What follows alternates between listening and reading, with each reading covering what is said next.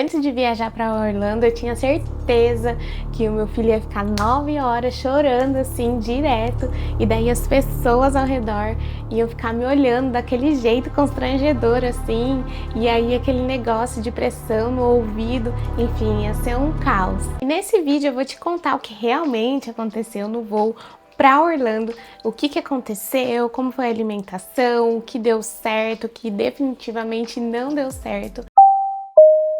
Com um pequeno na mala. Bom, o nosso voo, nós escolhemos voar pela Azul, saindo aqui de Viracopos, Campinas, indo direto para Orlando. Esse voo a gente só encontrou durante o dia, na ida, né? Nós fomos numa segunda-feira e o voo era às 10 horas da manhã, chegando às 5:30 da tarde, lá nos Estados Unidos, em Orlando. Quando chegou esse momento de embarcar ali, né, o primeiro passo da nossa viagem, eu já tava assim, muito com medo, muito medo mesmo. Na minha cabeça, o que ia acontecer era o Bernardo entrar no avião, a gente ficar ali sem ter o que fazer, porque é dentro do avião, né? Não tem onde ele correr, onde ele brincar, a gente tem que ser criativo nessa hora. E um voo durante o dia, eu tinha pesquisado bastante com relação a isso, e algumas pessoas falando ali que o voo noturno era melhor para criança. E o meu voo era completamente diurno, então eu ia passar um dia inteiro com meu filho dentro do avião. Então eu tava com medo dele chorar o tempo inteiro, e aí as pessoas ficarem chorando o tempo inteiro, sabe? Com aquela cara ali, olhando pra mim, aqueles olhares, era o que eu imaginava, assim, eu numa situação de constrangedora ali, né? E tinha muito medo também na questão de decolar, né? E também do pouso com relação às dores de ouvido que poderia sofrer, né? A pressão. Então, tudo isso me preocupava muito. Mas algumas coisas foram acontecendo ali durante o voo que foram me surpreendendo muito e de forma positiva. A primeira decisão que a gente tomou ali fez muita diferença, que foi nos assentos que nós escolhemos. Nós viajamos pela Azul e escolhemos viajar na classe Economy Extra, que tem um assento maior. Então, assim, o Bernardo tinha 1 ano e alguns meses, ele ainda não tinha 2 anos completos, então o bebê ele pode viajar sem pagar um assento para ele, porém ele vai no colo dos pais. Então, quando você escolhe essa economia extra, você tem um pouco mais de espaço ali que vai fazer total diferença, principalmente na hora do sono do bebê. Mas, gente, o que realmente impactou a nossa experiência ali foi o horário do voo. Assim, pra minha surpresa maior, todos os canais estavam falando para pegar o voo durante a noite, que o bebê dorme a maioria do tempo e fica mais calmo e tudo mais.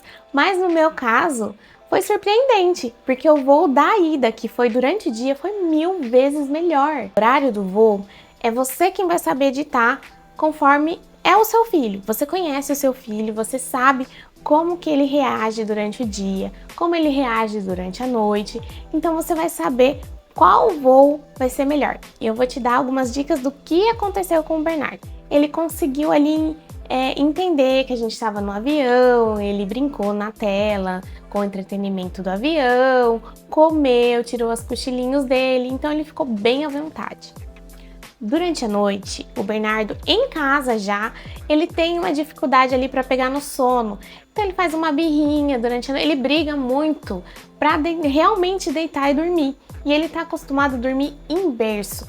Então, durante o voo da noite, a gente teve todo esse estresse, ele ficou bem estressado para conseguir pegar no sono, e eu vi que, como ele estava no nosso colo, não tinha jeito que ele ficasse ali, que estava confortável para ele dormir. Então, ele picou muito à noite, ele chorou bastante durante a noite, ele ficou bem estressado, o que não foi uma boa experiência. Então, se eu pudesse escolher ali novamente, eu escolheria o voo do dia. Para o meu bebê foi melhor. Então, analise essas questões com o seu bebê também, você já vai acertar se você vai escolher durante o dia ou durante a noite. E uma coisa que ajudou muito a gente foi a alimentação durante o voo. Nós voamos pela Azul e a Azul ela disponibiliza um cardápio especial para bebê. Mas para o seu bebê ter acesso a esse cardápio especial, você não pode simplesmente só embarcar e eles saberem que tem um bebê a bordo. Na verdade, você precisa solicitar com 3 dias de antecedência do seu voo o cardápio para bebê, para o seu bebê, tanto para o voo da ida e tanto para o voo da volta. Mas eu quero deixar aqui uma dica para você que aconteceu comigo. Eu liguei na Azul, fiz a solicitação com pelo menos 3 dias antes do meu voo. Inclusive eu perguntei para a atendente, né? Olha, essa solicitação tem que ser feita para o voo da ida e para o voo da volta? Caso sim, você já deixa tudo certinho para o voo da ida e para o voo da volta. Assim, eu não precisaria me preocupar ali no meio da viagem, ter que estar ligando para a Azul e fazendo essa solicitação novamente. Ela me informou que estava tudo certo para o voo da ida e para o voo da volta. Surpresa! O voo da ida foi tudo certinho, gente, foi maravilhoso. Mas no voo da volta a gente não teve acesso ao cardápio. Então, qual é a minha dica aqui para você? Liga uma vez, faça a solicitação do voo da ida.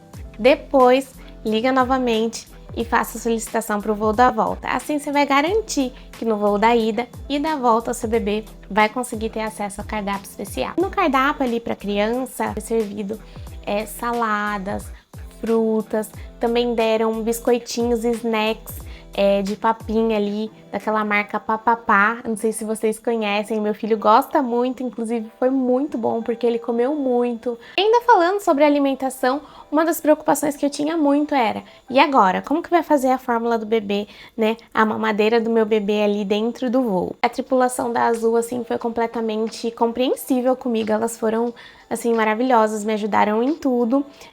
Quando a gente precisou, a gente solicitou água quente para fazer o preparo ali, elas ajudaram a gente, foram super solícitas. Outra coisa que me ajudou muito foi o entretenimento durante o voo.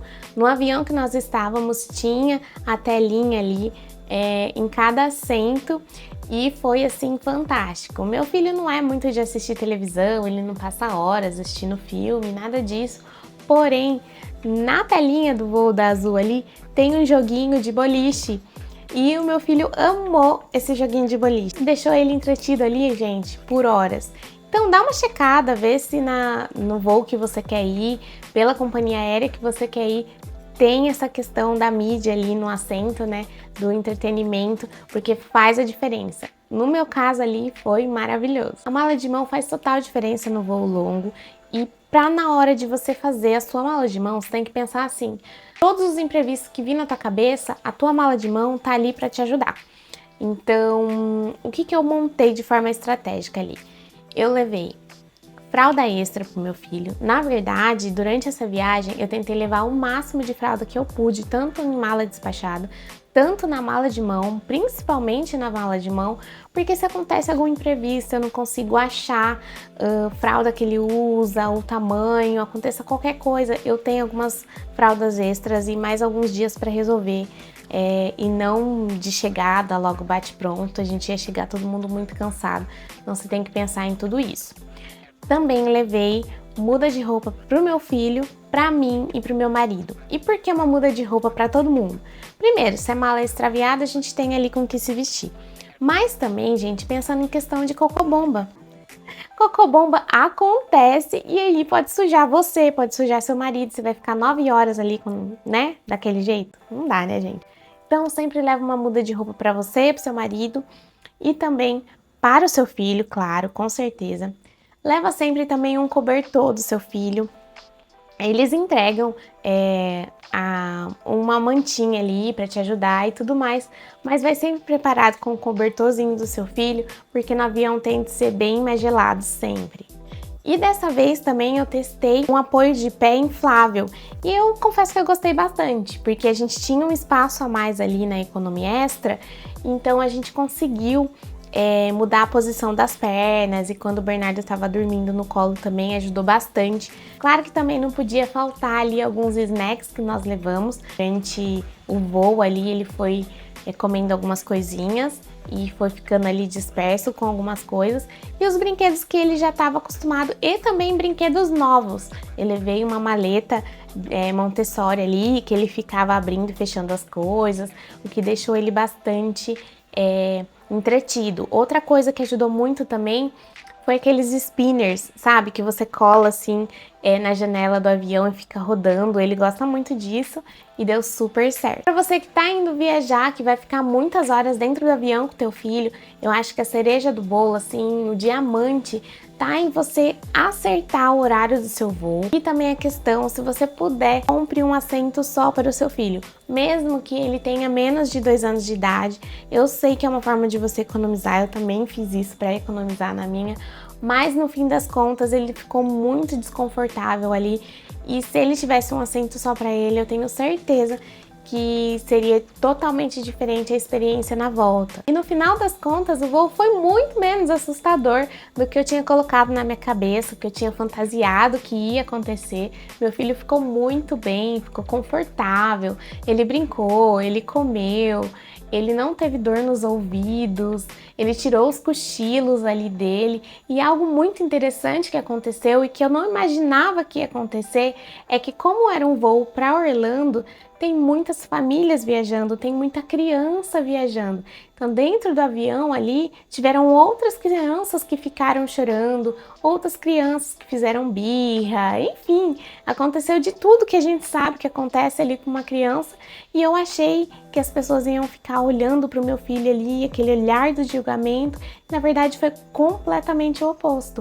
Teve muito mais olhar de empatia. Então, em alguns momentos, uns pais ajudavam os outros, conversavam ali, davam dicas, e isso, assim, foi algo que realmente me surpreendeu.